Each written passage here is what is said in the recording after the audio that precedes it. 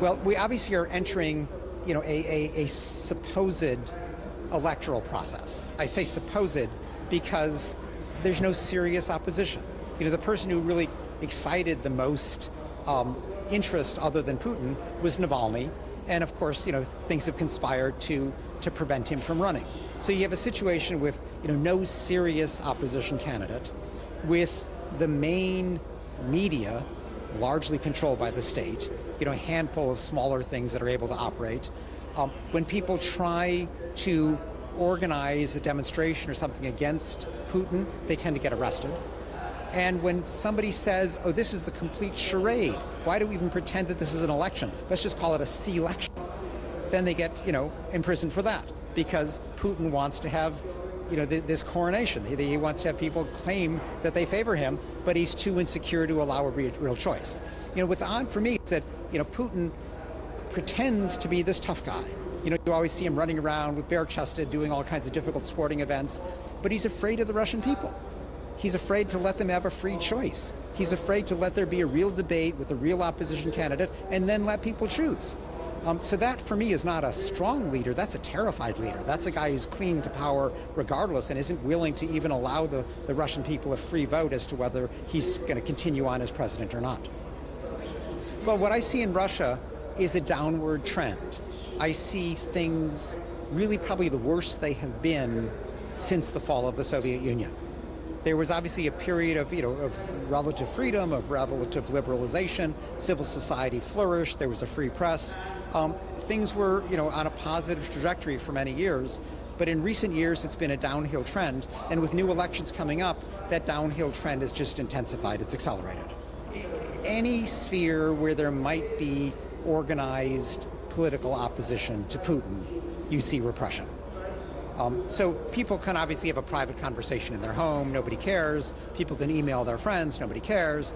But if you start organizing, if you start doing a demonstration, if you start trying to mount a serious media outlet that would publicize critical information about the government, those are the kinds of things that get suppressed. If you have the audacity to run for president and begin to attract significant support, suddenly they find a way to prevent you from running. That's what happened in Navalny.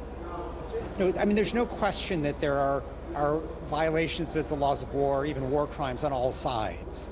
But the vast majority of the crimes are being committed by the pro-Assad side. If you look at the figures put together by the Syrian Network for Human Rights, which is probably the most reliable counter of all of this, something like 93% of the civilian deaths are due to attacks by pro-Assad forces. And the reason for that is that, under the Geneva Conventions, under the laws of war, you're allowed to shoot at the combatants on the other side, but you're never allowed to shoot at civilians. But what the Assad government has done is deliberately targeted civilians who are living in opposition-held areas, as well as hospitals and markets and various civilian institutions. And Russia is now playing along, providing political cover and sometimes joining with Syria in attacking hospitals and the like. So the two big danger areas in Syria today are eastern Ghouta, where 400,000 people are living just 10 kilometers from Damascus, really just to the east. And eastern Ghouta is completely besieged, meaning in the middle of the winter, there's no food, there's no medicine, and they're being bombarded night and day by Syrian and Russian aircraft. The other big problem area is Idlib province in the northwest. It's not besieged because it borders on Turkey, but 2 million civilians are living there. And again, they're being deliberately targeted by the pro-Assad forces. So, why do we have a Syrian refugee crisis? Why are there more than 5 million Syrians who have fled the country? It's because of this deliberate targeting of civilians, a blatant violation of the rules of law, a clear war crime. But the Putin government is backing this effort rather than trying to stop it. Well, ISIS, or the Islamic State, it was a horrible force. And they, committed summary executions. They were absolutely horrible. They largely have been defeated. ISIS, for all practical purposes, is gone. It doesn't control any significant territory in Syria at all. Now, in Idlib, there is a group that is basically an al-Qaeda affiliate. And so some of the troops on the ground are, have identified themselves with al-Qaeda.